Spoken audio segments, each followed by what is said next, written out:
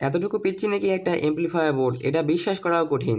তাও আবার এটাতে দুইটা স্পিকার সাপোর্ট আছে, লেফট চ্যানেল একটা এবং রাইট চ্যানেল একটা, এবং এটা 4 ওহমস করে প্রায় 3 ওয়াটের দুইটা স্পিকার চালাতে পারে।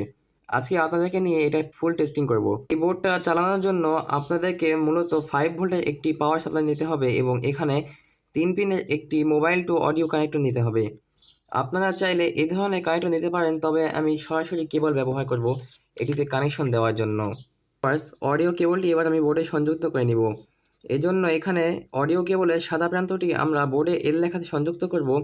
এরপর হলুদ অর্থাৎ জিএনডি যাবে গ্রাউন্ডে এবং লাল কালার পিনটি আর লেখাতে যাবে। আপনারা অবশ্যই কেবলগুলো বোর্ডের অডিও সেকশনে ইনপুট দিবেন, ভুলেও এই সাইডে দিয়েন না, সেক্ষেত্রে বোর্ডটি পুড়ে যাবে। আমি তাতালের সাহায্যে বোর্ডে কেবলগুলো সংযুক্ত করে নিয়েছি। এবার আমরা 5 ভোল্টের লাইনটি সংযুক্ত করব। ভিউয়ার্স, আমাদের স্পিকারের লাইন দেওয়া শেষ।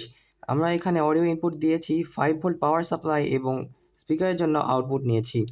বর্তমানে আমার কাছে একটি স্পিকার থাকায় আমি আপনাদেরকে একটি টেস্ট করে দেখাচ্ছি, তবে এটা দিয়ে আপনারা দুটি স্পিকার চালাতে পারবেন। অবশ্যই পাওয়ার সাপ্লাইটি আপনাদেরকে 2 অ্যাম্পিয়ার নিতে হবে, তাহলে আপনি এই বোর্ডটি পারফরমেন্স ভালো পাবেন। তাছাড়া এই বোর্ডটি থেকে আপনারা সর্বোচ্চ 3 ওয়াট পর্যন্ত আউটপুট নিতে পারবেন না।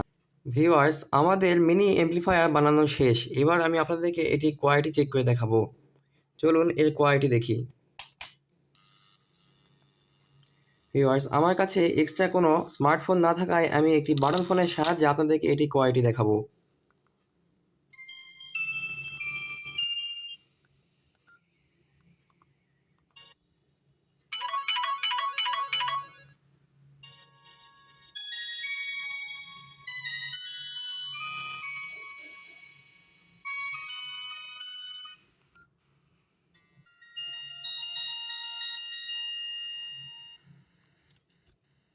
এটা পিচ্চি অ্যাম্প্লিফায়ার হলেও কিন্তু এর সাউন্ড কোয়ালিটি যথেষ্ট ভালো, এবং আপনারা যদি স্মার্টফোন ব্যবহার করেন সেই ক্ষেত্রে এটার সাথে এক্সটার্নাল বেস পাবেন।